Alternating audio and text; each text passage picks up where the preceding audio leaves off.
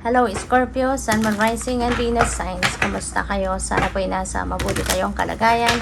Welcome back po sa Star Tarot. At kung bago kayo rito, welcome din po kayo. Please subscribe, like, share my videos, and leave me a comment kung naka-resonate po kayo. Thank you. So, first card ni Scorpio, take action. Okay? So, take action now. Maaari kasi na baka nagpapatumpik-tumpik kayo, baka nagpapamamaya-maya na kayo. So, take action now. Alright? Habang ang opportunity nandiyan na, habang yung oportunidad, no, ay nandiyan na sa harap ninyo, actionan mo na. Okay? Huwag mo nang patagalin, actionan mo na. Alright? So, what else? We have success, no? Ayan. So, yung pagte-take action mo, diba? Talagang yan ay mapupunta sa pagtatagumpay. Alright? Yung pagte-take action mo, pagsisipag mo, pagtsatsaga mo, mapagtatagumpayan mo na yan. Kung ano man itong a-actionan mo sa ngayon, dadalhin ka nito sa success, at yun, makukuha mo din kung ano man yung pangarap mo, kung ano man yung gusto mong makamit. So, what else? We have perfect timing. Wow. So, perfect timing na to for you to take action. So, parang sinasabi ng universe sa inyo na now is the perfect timing for you to take action, for you to work on this. Pagsikapan mo, mag-insist ka na talagang magawa mo kung ano yung mga bagay na kailangan mong gawin dito para na ma-achieve mo yung mga goals ninyo. Okay? Pwede rin ang iba sa inyo dito, baka kayo ay humihingi ng sign, no? Maybe you're asking for a sign. Kung yung pinaplano mo nga ba, ngayon na yung tamang panahon para gawin mo to. Or kung baka nagtatanong kayo, Lord, God, eto na ba yung tamang araw? Eto na ba yung tamang buwan, pagkakataon? Diba? Na subukan ko nang gawin. Diba? Yung gusto kong gawin, pinaplano kong gawin para marating ko na yung pangarap ko. So, this could be the answer for you. This could be the sign already na yes, indeed, it is the perfect timing na for you to roll out your plans. So, what else? We have forgiveness. Ang iba sa inyo siguro, nag-iisip din kung kayo ay magpapatawad na or hindi. Diba? So, pwede na ang iba sa inyo is going to realize na it's about time na para mag-move on ka na sa buhay. Pero you can't move on if may bigat ka pa sa dibdib. May resentments ka pa, may galit ka pa. Kaya pwedeng pagmuni-munihan mo yan at maiisip mo siguro na magpatawad ka na. Tanggapin na kung ano man ang nangyayari sa buhay mo sa ngayon. Embrace it. Tanggapin mo na at yan. Diba?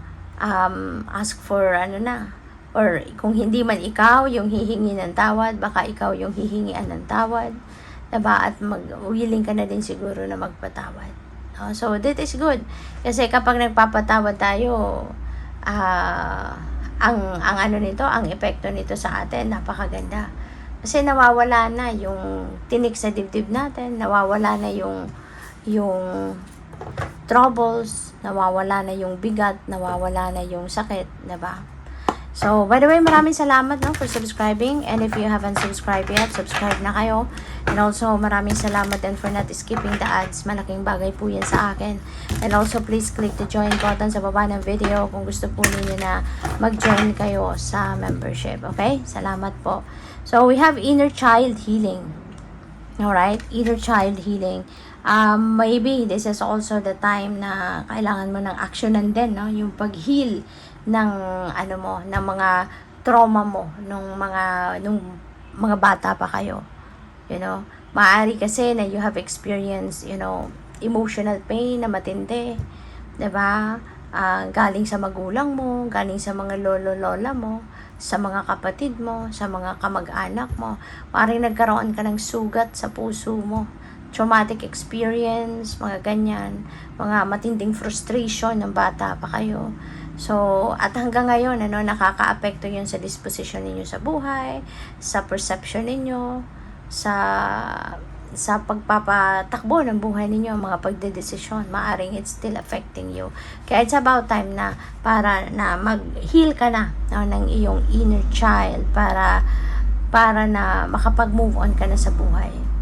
'Diba? Para na makaano ka na, para na maka-move on ka na sa buhay, para na tawag dito, para na maano mo na yung ano mo, yung sarili mo, makabangon ka na from this. Kasi po pwedeng since bata ka pa, bit-bit mo na to, no, na mabigat sa dibdib mo, kaya hindi ka makaalagwa sa buhay dahil dito, 'di ba? So we have no. Meron kang pagsasabihan ng no. So maybe you're going to refuse something or reject something, 'di ba? Sigurado ka na dito na this is a no. So baka meron kang kunyari, baka meron ditong mga negotiations, may mga transactions kayong gagawin, importanteng conversations na talagang siguro hindi mo magugustuhan kung ano man yung statement ng iba, or hindi mo magugustuhan yung proposal ng iba, mga kausap mo, kaya you are going to say no, definitely no, hindi mo to papayagan. So what else? We have raise your vibration. Napakaganda. Alam mo kung bakit? Kasi when your vibrational frequency is high, 'di ba? Ang positive mo nun. No, mababalot ka nun ng positivity. Masaya ka, excited ka, yung ganon. Masarap ang pakiramdam, ganyan.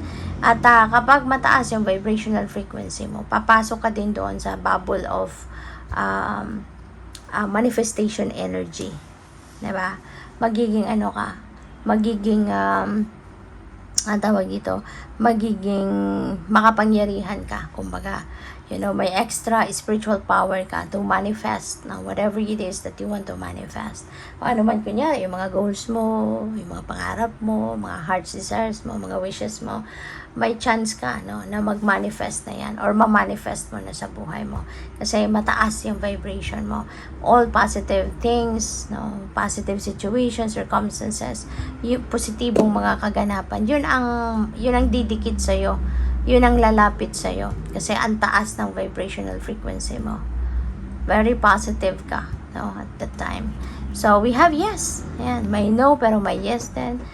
So, feeling ko, yung yes na to is yung bang parang meron dumating na magandang biyaya, or meron magandang pangyayari na masasabi mo na, yes, finally, diba? Nandito na to.